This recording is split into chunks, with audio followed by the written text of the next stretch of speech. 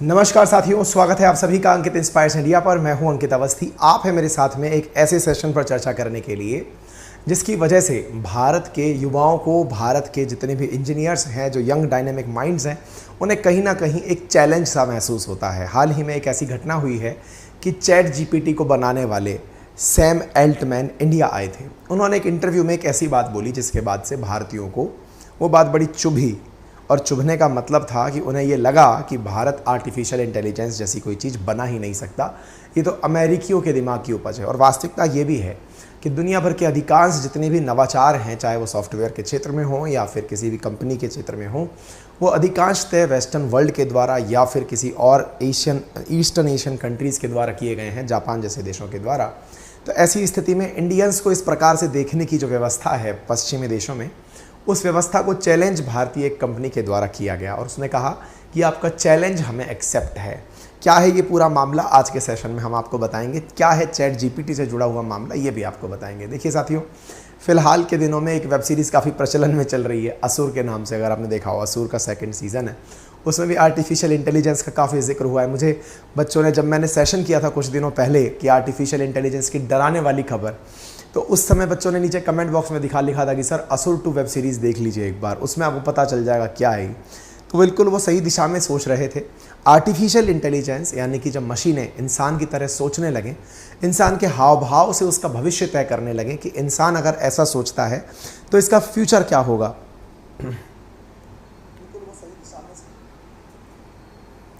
जो बालक sound problem बता रहे हैं, असल में मेरा खुद का साउंड सिस्टम ख़राब है, यानी मेरा खुद का गला ख़राब है, तो उससे परेशान ना हो, है ना। ये आवाज़, मतलब मैं मेरी फुलेस्ट पे हूँ और इतनी ही आवाज़ आपको सुनाई देगी क्योंकि मेरा खुद का गला ख़राब हो रहा है ना। तो जिन्हें मतलब साउंड में प्रॉब्लम आ रही है वो थोड़ा सा मेरे गले के साथ कॉम्प्रोमाइज़ कर लें क्योंकि ज़्यादा आवाज़ निकल नहीं पा रही है, ठीक है। तो ऐसी स्थिति में आर्टिफिशियल इंटेलिजेंस को लेकर के बहुत ज़्यादा लोगों में विचार चल रहा है कि पता नहीं इसके आने से क्या हो जाएगा, कैसा भूत बन जाएगा।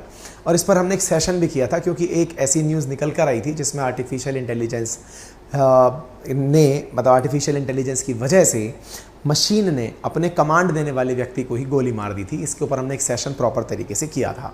खैर, आर्टिफिशियल इंटेलिजेंस इन दिनों सुर्खी में कब से आना शुरू हुई, जब से 2 बड़ी कंपनीज चैट जीपीटी और बार्ड एआई सुर्खियां बटोरना शुरू हुई। चैट जीपीटी, जिससे कि आप कुछ भी पूछिए तो गूगल से ज़्यादा प्रिसाइज आंसर देने लगती है। चैट जीपीटी वो जिससे आप अगर अपना होमवर्क भी कराना चाहें, फोटोग्राफ्स भी बनवाना चाहें, कोडिंग लिखवाना चाहें, तो ये सब काम बहुत बखूबी कर सकती है। ओपन एआई द्वारा निर्मित ये जो चैट जीपीटी है, इसके जो मेकर हैं सैम अल्टमैन, वो इंडिया आए थे। उन्होंने अपने एक बयान में, जब उनके साथ एक संवाददाता सम्मेलन चल रहा था, लोग आमने सामने बैठकर उनके साथ टेबल टॉक कर रहे थे, उस समय पर उन्होंने कहा कि Sam Altman says hopeless for India to train ChatGPT like AI, यानी वो भारत को लेकर के आशान्वित नहीं है। मतलब ही इज़ होपलेस कि इंडिया में पता नहीं ऐसा लोग कर पाएंगे या नहीं कर पाएंगे। इस बात के ऊपर भारत की एक कंपनी है जिसका नाम है टेक महिंद्रा। उस टेक महिंद्रा के सीईओ ने कहा कि अगर आपको ऐसा लगता है कि इंडियंस नहीं कर पाएंगे तो योर चैलेंज इज़ एक्सेप्टेड। आपको लगता है कि आपने कुछ ऐसा बना लिया है तो हमें आपका चैलेंज स्वीकार है। अच्छा, बाय द वे मैं आपको बता दूं, सबसे ज़्यादा जो चैट जीपीटी या बार्ड की वजह से दिक्कत आ रही है वो सॉफ्टवेयर कंपनीज़ को ही आने वाली है। क्यों आने वाली है? क्योंकि सॉफ्टवेयर निर्माता जितने भी हैं वो सब लोग असल में कोडिंग लिखने का ही काम करते हैं, प्रॉब्लम्स का सॉल्यूशन लिखने का काम करते हैं। और चैट जीपीटी और बार्ड ऑलरेडी जो उपलब्ध डेटा है उसको मैनिपुलेट करके, आपकी समस्या के आधार पर मैनिपुलेट करके नया कोड लिख देता है। इससे संभावना इस बारे में व्यक्त की जा रही है और बड़े बड़े विद्वानों ने ये चिंता व्यक्त की है कि आने वाले समय में इंसानी दुनिया के लिए बहुत बड़ा चैलेंज चैट जीपीटी नहीं अपितु आर्टिफिशियल इंटेलिजेंस बनेगा, जिसका एक पार्ट चैट जीपीटी है या फिर बार्ड है। हालांकि सॉफ्टवेयर कंपनीज़ ने कहा है कि वो भी अपने आप को इसी दिशा में अपडेट करेंगी और इस तरह से कहते हुए चैलेंज एक्सेप्ट किया गया। तो सैम अल्टमैन ने से जब सवाल पूछा गया क्या इंडिया भी ऐसा बना सकता है, तो उन्होंने कहा नहीं, मैं ऐसी उम्मीद नहीं रखता, मैं वेरी मच ना उम्मीद टाइप से व्यक्ति हूँ। तो टेक महिंद्रा के व्यक्ति ने कहा कि ठीक है, आपका चैलेंज हम एक्सेप्ट कर रहे हैं। तो देखिए, आप ये देख सकते हैं, एक ट्वीट 4 जून का है जिसमें सैम अल्टमैन लिखते हैं कि is excited to visit Israel, Jordan, Qatar, UAE, India and South Korea this week. तो वो अपनी यात्रा पर थे और उस यात्रा में उनका आगमन इंडिया भी हुआ। इंडिया आए तब ये थे सैम ऑल्टमैन। सैम ऑल्टमैन कौन है? तो चैट जीपीटी के निर्माता हैं ये। सैम ऑल्टमैन अभी 38 साल के हैं। इनका जन्म मिसूरी करके जो अमेरिका के अंदर जगह वहाँ पर हुआ था, और इनके द्वारा बनाया गया जो ये प्रोग्राम है इन दिनों काफ़ी ज़्यादा सुर्खियों में है। चैट जीपीटी चैटबॉट पर आधारित कार्य करता है, और मेरे प्यारे साथियों मैंने इसके बारे में पहले भी बताया है, ओपन एआई सिस्टम है, इसको ज़बरदस्त फंडिंग माइक्रोसॉफ्ट के द्वारा अभी फ़िलहाल के लिए मिल चुकी है। ठीक है, हालांकि दुनिया भर में काफ़ी सारी अब यूट्यूब पर इतने सारे वीडियोज़ डल चुके हैं कि चैट जीपीटी को कैसे यूज़ करें। अब वो वीडियोज़ आपको देखना है, समझना है, वो आपके ऊपर है, लेकिन मैं आपके लिए एक सजेशन यहाँ पर ज़रूर देना चाहूँगा। और वो सजेशन क्या है?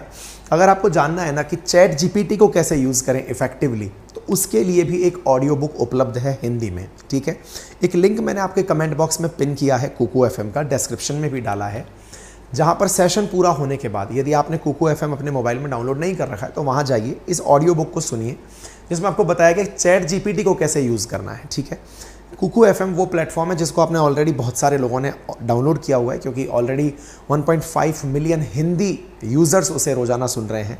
10,000 से ज़्यादा ऑडियो बुक्स वहाँ पर उपलब्ध हैं, और बहुत ही काम की ऑडियो बुक्स वहाँ पर दी जा रही हैं। आप देख सकते हैं, मतलब 15 lakh active Hindi paid subscribers इसे रोज़ सुन रहे हैं, तो ये अपने आप में बड़ा नंबर है। तो आप भी यहाँ जा कर के ऐसी ऑडियो बुक को सुन सकते हैं। बहुत ही नॉमिनल कीमत पर एक्सेसिबल है ये। महीने भर का जो सब्सक्रिप्शन कॉस्ट है वैसे तो 99 रुपीज़ प्रति माह है, लेकिन आजकल में ऑफ चल रहा है 60%, तो 39 रुपीज़ में ही आपको सब्सक्रिप्शन ऑफर किया जा रहा है। इसमें बहुत ही बेहतरीन फीचर है, drive mode feature, saving notes feature, sleep timer feature, इसको यूज़ कर सकते हैं, और आप जा करके इसे बढ़िया से यूज़ करें और अपने हिसाब से 39 रुपीज़ में 10 और 11 तारीख के लिए ही ये ऑफर है। आज रात 12 बजे तक आप अगर अंकित 60 रेफरल कोड यूज़ करते हैं तो 39 रुपीज़ में आपको पूरे 1 महीने का सब्सक्रिप्शन प्राप्त होता है। चैट जीपीटी के जो सैम ऑल्टमैन हैं, ये जब इंडिया आए तो इन्होंने आकर के प्रधानमंत्री नरेंद्र मोदी से भी मुलाकात की। उन्होंने अपने द्वारा ट्वीट डाल करके मोदी से मुलाकात का ट्वीट डाला, प्रधानमंत्री ने भी इनका ग्रैंड वेलकम किया। इनकी वो कॉन्फ्रेंस जो कि TCS टाटा कंसल्टेंसी सर्विसेज जितनी है जो है उसके द्वारा को स्पॉन्सर किया गया था इकोनॉमिक्स टाइम्स के साथ, जिसमें ये एक मीटिंग में बैठ करके अपने क्वेश्चन आंसर का जवाब दे रहे थे। इसी इवेंट में जो कि इकोनॉमिक्स टाइम्स द्वारा करवाया जा रहा था, इसी इवेंट में आनंदम नाम के व्यक्ति के द्वारा, आनंदम कौन है?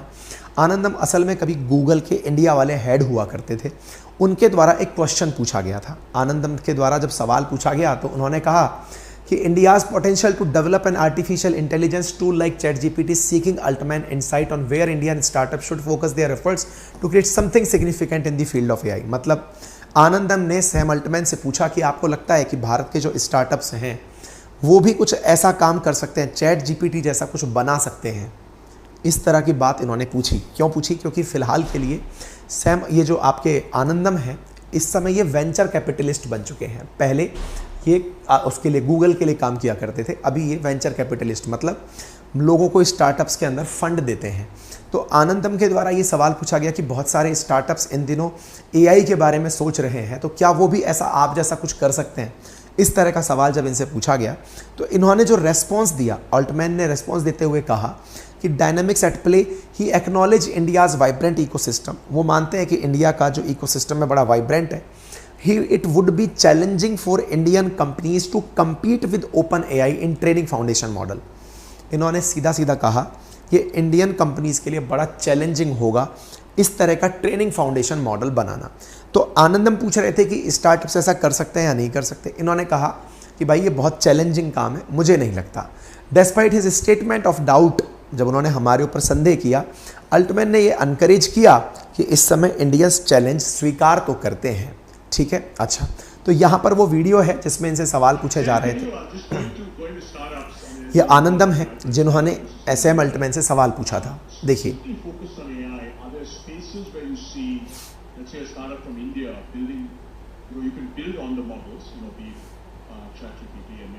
शायद आप इनकी आवाज़ ना सुन पाएं, ये रेफरेंस के लिए समझ लीजिए कि इन्होंने ऐसा कोई सवाल पूछा था। ठीक है, जब इन्होंने सवाल पूछा तो इसके ऊपर फिर काफ़ी ट्रोलिंग हुई सैम अल्टमैन की कि इंडियंस को किस तरह से धोया गया है। इतना ही नहीं, इन लोगों के द्वारा जो सवाल पूछे गए वो भी कितने मतलब फर्जी टाइप के सवाल थे। ठीक है, इसके बाद लोगों ने इनको ट्रोल करना शुरू किया और लोगों ने अपनी ताकत बताना शुरू किया कि दुनिया वालों ये मत भूलो कि अमेरिका जो चल रहा है आज, अमेरिका की जो असली टॉप पावर है उसमें टॉप 500 फॉर्च्यून कंपनीज में 12 सीईओ इंडियंस हैं। 12% सीईओज जो हैं वो इंडियंस हैं। 60 से अधिक सीईओज टॉप 500 कंपनीज में इंडियंस हैं। इसका मतलब ये है कि इंडियंस के पोटेंशियल को लाइटली नहीं लिया जा सकता। लेकिन इसके बाद में ये मामला बढ़ता चला गया। राजन आनंदन ने भी इस बात को लिखा, लोग इस बात पर अपनी तरफ से अपने अपने नज़रिए रखने लगे। लेकिन फिर एक सवाल बनने लगा कि सैम ऑल्टमैन ने आखिर ऐसा बात बोला क्यों। तो इसके पीछे के 2 कारण निकल करके आए। नंबर 1, सबसे पहली बात, हमने कुछ दिनों पहले लगभग मई के अंदर आपसे एक डिस्कशन किया था, अपनी पाठशाला जो यूट्यूब चैनल है उस पर कहा था कि भारत आर्टिफिशियल इंटेलिजेंस जो चैट जीपीटी जैसी जो चीज़ें हैं इनको नियंत्रित रखने के बारे में विचार कर रहा है। अश्विनी वैष्णव जी ने बयान दिया था और कहा था कि दुनिया भर में इस तरह के बारे में विचार हो रहा है और हम इसको कंट्रोल में लाने के बारे में सोच रहे हैं। तो पहली चीज़ तो ये कि इंडिया से इनके मन में पहले ही भय है कि इंडियन सरकार जो है वो आने वाले समय में चैट जीपीटी को इतना ज़्यादा यूज़ नहीं होने देगी। नंबर 1। वहीं दूसरी जो चीज़ निकल कर आई, देखिए ये वो हैं जो टेक महिंद्रा के सीईओ हैं। भाई जब ये सैम ऑल्टमैन एक कंपनी के सीईओ हैं तो टेक महिंद्रा भी भारत की बहुत बड़ी कंपनी है। उनके सीईओ हैं सीपी गुमनामी। उन्होंने लिखा, ओपन एआई सैम ऑल्टमैन ने कहा है कि he is very much pretty hopeless for Indian companies to try and compete with them. Okay dear Sam, from one CEO to another, एक सीईओ दूसरे सीईओ से कहता है चैलेंज एक्सेप्टेड, आपका चैलेंज हमें स्वीकार है। यानी आपने जो बात बोली कि हम लोग नहीं कर सकते, ये हमें स्वीकार है। हम इस चैलेंज को एक चुनौती मानकर स्वीकार करते हैं। साथियों, इनका कहना इसलिए बहुत बड़ा शब्द था कि ये स्वीकार क्यों किया टेक महिंद्रा ने, इसके पीछे का कारण जान लीजिए। असल में भारत की जितनी भी सॉफ्टवेयर कंपनीज हैं जो इस समय वर्ल्ड में काम कर रही हैं, अगर आप उन्हें देखें तो लगभग $200 बिलियन की यूएस इकोनॉमी में इंडियन कंपनीज पार्टिसिपेट करती हैं। आप ऐसे समझिए, भारत की चाहे टेक महिंद्रा हो, चाहे टीसीएस हो, चाहे विप्रो हो, चाहे इन्फोसिस हो, ये सब सॉफ्टवेयर प्रोवाइडर तो हैं, साथ ही साथ ये अमेरिका में रहकर अमेरिकन्स को भी नौकरी देती हैं। आप इससे अंदाज़ा लगाइए कि जहां इंडिया अमेरिका से व्यापार करता है लगभग $130 बिलियन के आसपास, अकेली इंडियन कंपनीज अमेरिका में रहकर $200 बिलियन से ज़्यादा कमाकर अमेरिकन्स को देती हैं अमेरिका के अंदर। आप इससे अंदाज़ा लगाइए कि अगर आप एक प्रकार से फैक्टर्स पर फिगर करें, 2021 का आइडिया आप देखें तो आप देखिए कि भारत की जो कंपनीज़ है ना, इन्होंने अमेरिका में जो भारतीय कंपनीज़ हैं इन्होंने $198 बिलियन का इकोनॉमी में कंट्रीब्यूट किया है और 16 लाख लोगों को रोजगार अमेरिका के अंदर अमेरिकन्स को दिया है। जिनमें अमेरिकन्स को ये जो दिया गया है इसमें एवरेज पैकेज 1 लाख से अधिक का है, जो कि एवरेज पैकेज $1 लाख से अधिक का, यानी 80 लाख रुपए भारतीय धन में इतने बड़े बड़े पैकेजेस इंडियन कंपनीज वहां जाकर अमेरिकन्स को दे रही हैं। तो इंडियन कंपनीज टेक के मामले में छोटी नहीं है, इंडियन स्टूडेंट्स भी पीछे नहीं हैं। तो जब ये सब चीज़ें पीछे नहीं हैं तो निश्चित ही ये समय याद दिलाने का है सैम ऑल्टमैन को कि हु वी आर, हम हैं कौन जिन्होंने इस तरह से आपके चैलेंज को स्वीकार किया। तो सैम ऑल्टमैन थोड़ा सा ध्यान दो। हमारा ध्यान हालांकि रोजगार पर प्राथमिकता में होता है क्योंकि हमारी मूलभूत आवश्यकताएं, क्योंकि हम उस स्तर में हैं जहां हमारी आधी से अधिक आबादी भूख से संघर्ष करती है, संघर्ष अपने जीवन के सर्वाइवल का करती है, इसीलिए हम सबसे पहले रोजगार तलाशते हैं। लेकिन याद रखो, दुनिया पर जब जब सॉफ्टवेयर के चैलेंज आए हैं इंडियंस ने उन्हें निपटाया है। याद करिए सैम ऑल्टमैन, वो ज़माना जब आपकी टाइम मैगजीन ने छापा था कि मिलेनियम एंड होने वाला है, इस सदी की सबसे बड़ी दुर्घटना होने जा रही है, जिसे आप लोगों ने Y2K बग के नाम से जाना था। एक साथियों घटना बताता हूँ जिससे कि ये तो कोई चैलेंज नहीं है जो इन्होंने AI का चैलेंज दिया, ये तो कुछ है ही नहीं। एक ज़माना ऐसा था, वर्ष 1999 में जाकर लोगों को ये रियलाइज़ हुआ कि हमने कंप्यूटर में जो डेट डाली है ना, वो डाल तो दी, वर्ष 1900 से लेकर के वर्ष 1999 तक की अगर आप डेट देखें तो वैज्ञानिकों ने या फिर सॉफ्टवेयर डेवलपर्स ने जो डेट बनाई थी ना, वो बाइनरी सिस्टम में बनाई थी।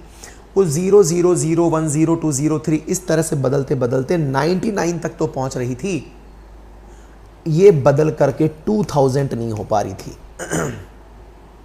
1999 में जाकर रियलाइज हुआ कि जितने भी दुनिया भर की बड़ी बड़ी कंपनीज काम कर रही हैं उनमें 1 जनवरी 2000 जब वर्ष आएगा 2000, उस समय इस फिगर को बदलने का सिस्टम ही नहीं डला।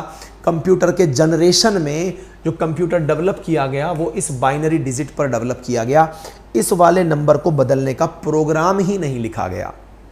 दुनिया भर के इतने सारे कंप्यूटर्स, चाहे कितने भी बड़े शेयर मार्केट के हों, चाहे स्पेस एजेंसी के हों, चाहे रेलवे के हों, चाहे वो किसी भी चीज़ के सिस्टम हो, चाहे वो सॉफ्टवेयर के हों, चाहे फिर वो मिसाइल के हों, किसी भी सिस्टम में इसका सॉल्यूशन नहीं था। यानी कि ईयर 2000 अपने आप में एक बहुत बड़ा इकोनॉमी ही नहीं बल्कि सॉफ्टवेयर के क्षेत्र में बड़ा संकट बनकर आया। इसे मिलेनियम बग का नाम दिया गया कि इसका निपटा कैसे जाए, क्योंकि प्रोग्रामिंग ही नहीं लिखी हुई थी। अब ऐसी स्थिति में जब प्रोग्रामिंग ही नहीं लिखी हुई थी तब क्या किया जाए? तब जवाब निकल कर आया साथियों कि इसका समाधान प्रोग्राम लिख कर किया जाए। जितने भी पुराने कंप्यूटर्स हैं सब में नया प्रोग्राम डाला जाए। ये जमाना चैलेंज स्वीकार करने का था। अमेरिका और यूरोपियंस ने ये परेशानी तो पकड़ ली, लेकिन सहूलियत के लिए उन्हें चाहिए थे वो इंजीनियर्स जो इस प्रॉब्लम को रिजॉल्व कर देते। साथियों आप देख सकते हैं 31 दिसंबर के बाद जो बड़ी समस्या आने वाली थी वो ये कि कंप्यूटर में ये डेट ही नहीं आएगी, वापस से 1900 लिखा आ जाएगा, और 1900 लिखा आ जाएगा का मतलब है कि ये डिजास्टर में कन्वर्ट होगा। सारे ट्रांजैक्शन उलट सुलट हो जाएंगे, सब बिगड़ जाएगा, बैंकिंग सिस्टम कोलैप्स कर जाएगा, शेयर मार्केट धड़ाम हो जाएगा। जब ये समस्या रिकॉग्नाइज हुई तब जरूरत पड़ी वैज्ञानिकों की, सॉफ्टवेयर इंजीनियर्स की। उस सॉफ्टवेयर इंजीनियर की ज़रूरत को पूरा किया इंडिया ने। इंडिया के तब निकल रहे इंजीनियर्स ने सॉफ्टवेयर पर दिन रात काम करके दोबारा से सारे कोड्स लिखे, और तभी उसी ज़माने की ये इन्फोसिस, विप्रो, टीसीएस, ये वो बड़ी कंपनीज़ हैं जिन्होंने इतने बड़े चैलेंज को स्वीकार करके पूरी दुनिया के सिस्टम्स के अंदर से ये Y2K बग को नामो निशान समेत मिटा दिया और दुनिया नए एरा में एंट्री की। ये बड़ी बड़ी कंपनीज़ में जो इंडियंस आज आपको दिखाई देते हैं, इन्होंने अपनी काबिल वर्क फोर्स के नाम पर दुनिया के सामने ये चैलेंज स्वीकार करते हुए काम किया था, जिसमें भारतीयों ने अपना लोहा पूरी दुनिया को मनवाया था। ये इतनी बड़ी चीज़ थी कि जो पोखरण परमाणु परीक्षण हुआ था 1998 में, जिसकी वजह से अमेरिका ने हमारे ऊपर सैंक्शंस लादे थे, वो अमेरिका एक ही साल के अंदर भारत के सामने आकर खड़ा हो गया कि अपने लोगों को हमारे पास भेज दो, हमारे यहाँ बहुत ज़्यादा सिस्टम में कोहराम मचा हुआ है। ये बात है खुद एक भारतीय पूर्व राजनयिक की, नवतेज सिंह सरना, जो उस समय राजदूत हुआ करते थे। उनका कहना था कि भारत ने चाहे पोखरण किया हो या फिर 9/11 की घटनाएं हो, उन सबको वो जो पोखरण जो हमारे साथ था उस समय पर जो हमारे ऊपर सैंक्शंस अमेरिका के लगे थे, उनको पाटने में जो सबसे बड़ा काम किया वो Y2K ने किया था। यानी इंडिया ने अमेरिका की इतनी बड़ी सहायता की थी, उन्हें सॉफ्टवेयर के क्राइसिस से बचाया था। ये बहुत बड़ी चीज़ थी जो भारतीयों ने की थी। आज तभी अमेरिका में भारतीयों का इतना बड़ा संख्या है, 28% अमेरिका के कुल इंजीनियर्स भारतीय हैं। उस मैनेजमेंट, बिजनेसेस एंड आर्ट्स में 70% से ज़्यादा लोग भारतीय इन्वॉल्व हैं। इतना ही नहीं, नासा के चीफ टेक्नोलॉजिस्ट भी हाल ही में एक नए भारतीय की नियुक्ति के बारे में चर्चाएं हो रही हैं। 500 से अधिक कंपनियों के अंदर जो फॉर्च्यून 500 कंपनीज हैं, वहाँ पर 12% से अधिक भारतीय मूल के सीईओज हैं, चाहे जिसमें सुंदर पिचई, सत्या नडेला, लीना नायर जैसे लोग क्यों ना शामिल हों। ये बात सही है कि ये सब लोग वहाँ जॉब करने ही गए थे, क्योंकि इंडियंस की सबसे पहली आवश्यकता जॉब होती है। लेकिन जॉब के साथ साथ सीईओ तक बनना, चीफ एग्जीक्यूटिव ऑफिसर तक बनना, यानी कि वहाँ जाकर लोगों से काम करवाना, ये भी आवश्यकता के हिसाब से इंडियंस ने ड्राइव किया है। साथियों, अब दूसरा बड़ा कारण, एक तो पहला कारण इनके इस तरह के पॉइंट का बोलने का कि इंडियन ऐसा नहीं कर पाएंगे क्योंकि ये इंडिया से चिढ़ रहे हैं। क्यों? क्योंकि इंडियन सरकार ChatGPT पर बैन लगाने वाली है। दूसरी, इंडिया ने खुद ने एक लाइन बोली थी, इंडिया के जो मंत्री हैं अश्विनी वैष्णव, उन्होंने मार्च में ये कहा था कि भारत खुद ChatGPT का राइवल जल्दी ही बनाने वाला है। यानी जिस ChatGPT को लेकर के ये बड़े ही हुनरमंद समझ रहे थे खुद को, भारत उस ChatGPT का राइवल खुद बना रहा है, ऐसा अश्विनी वैष्णव जी ने कहा था। तो संभवतया इन्हें ये बात याद होगी कि भारत, आज हम अपने आप को बड़ा बना के दिखा देते हैं, ChatGPT सोच रहा है एक दिन भारत तो खुद बना के बैठ जाएगा। उससे निपटने के लिए अच्छा है पहले इन्हें नीचा दिखा लो। भारत पहले ही कह चुका है कि हम अपना ChatGPT बना रहे हैं, चिंता ना करिए। बाय द वे, ये कोई बहुत बड़ी चीज़ वैसे है भी नहीं। क्यों नहीं है? क्योंकि अल्टीमेटली इसमें आपको डेटा भर करके ही तो एक एप्लीकेशन बनाना है। दुनिया भर का डेटा एक एप्लीकेशन में टिकाना है, चीज़ें निकल कर आ जाएंगी। जब ये बात रियलाइज़ हुई कि हमने गलत जगह पर गलत बात बोल दी, तो सैम एल्टमैन ने माफ़ी मांगी और उन्होंने कहा कि मेरी बातें गलत तरीके से ले ली गई हैं, मेरा comment taken out of context ले लिया गया है, मैंने इंडिया के AI पोटेंशियल पर सवाल खड़े नहीं किए थे। तो बोले फिर ये वो वाली बात हो गई, सॉरी बोल रहा है ना। तो बोले फिर बोले मेरे को उसमें चैलेंज नहीं था, मेरा मानना था कि जो $10 मिलियन लगा के हमने चैट जीपीटी बनाया, इतने कम में इस काम को कर पाना मुश्किल है। यानी कि आपने स्टार्टअप के रेफरेंस में सवाल पूछा था कि चैट जीपीटी जब बना था इनिशियल फंडिंग $10 मिलियन की थी, तो उस समय पर जो फंडिंग थी उतने में क्या आज के स्टार्टअप बना पाएंगे? तो इसे लेकर के मेरा बयान ऐसा था। तो इन्होंने अपनी सफाई जब दी तो फिर ऐसी स्थिति पर इनका बयान आया कि this is really taken out of context, मेरी बात को गलत तरीके से लिया गया। The question was about completing with us with $10 million which I really do think not going to work. मैंने इसी के लिए कहा था $10 मिलियन में नहीं हो पाएगा। फिर इस बात पर सीपी गुरनामी टेक महिंद्रा वालों ने कहा थैंक यू फॉर क्लियरिंग, मतलब आपने हमको क्लियर किया, क्लैरिफाइंग किया, इसके लिए धन्यवाद। पॉइंट टेकन, आपकी बात हम मानते हैं। मतलब आपने उस समय बोल दिया होगा, अगर चैलेंज दिया होता ना तो हम इंडियंस हैं, चैलेंज तो हमने डे 1 में स्वीकार कर लिया था। तुम आए नहीं थे, उससे पहले इंडिया वाले खुद से अपना चैट जीपीटी बना रहे हैं। उम्मीद है आप सभियों को, सब भारतीयों को भी इन सब चीज़ों से प्रेरणा मिलती होगी, उनके मन में ये भाव उत्पन्न होता होगा कि कुछ नवाचार तो हम भी करें और हमारे सिस्टम में नवाचार की वैल्यू हो, ऐसा हमारा सिस्टम डेवलप हो। बाकी आपकी क्या राय है, इसके लिए कमेंट बॉक्स खुला है। चैनल पर नए हैं तो सब्सक्राइब का बॉक्स दिया हुआ है, उसे दबा दीजिए, उसका कोई चार्ज नहीं लगता है। बाकी चैट जीपीटी को यूज़ कैसे करते हैं, इसके लिए आज ही जाइए, मात्र 39 रुपीज़ में पूरे 1 महीने के लिए कुकू FM डाउनलोड कर लीजिए। वीकेंड सेल है, यहाँ पर 39 रुपीज़ में आपको पूरे 1 महीने तक 10,000 ऑडियो बुक सुनने का मौका मिलेगा। बाकी एक सूचना हमारे से भी जुड़ी है और वो ये है कि हमारे तमाम साथी जो हमारे साथ जुड़ करके अपना GS फाउंडेशन मजबूत करना चाहते हैं फॉर ऑल एग्जामिनेशन, चाहे UPSC फाउंडेशन हो, चाहे SSC फाउंडेशन हो, कैसा भी history, geography, polity, economy complete करना चाहते हैं, उनके लिए साथियों हमारे द्वारा नया बैच लॉन्च किया जा रहा है, that is Bhavani batch. Bhavani batch कहाँ आ रहा है? तो अपनी पाठशाला एप्लीकेशन पर। अपनी पाठशाला एप्लीकेशन कहाँ है? गूगल प्ले स्टोर पर। क्या मिलेगा? 4 subject, geography, polity, economy and history. किसके द्वारा मिलेंगी? मेरे द्वारा। जैसे ही आप इसमें एंट्री करते हैं आपको क्लासेस, तो कल से ही अपना रजिस्ट्रेशन ओपन कर लीजिएगा।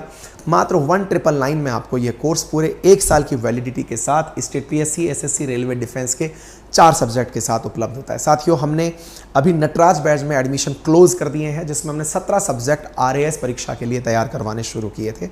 अब ये भवानी बैच है जिसके अंदर हम आपको मात्र 1999 के अंदर, ये भी केवल 7 दिन ही ओपन रहेगा। मैं अगेन बता दूं, सोमवार को ओपन कर रहे हैं, संडे की मध्य रात्रि ये बंद हो जाएगा। जैसे नटराज में हमने एडमिशन बंद कर दिए थे फिक्स टाइम पर, इस पे भी एडमिशन बंद हो जाएंगे।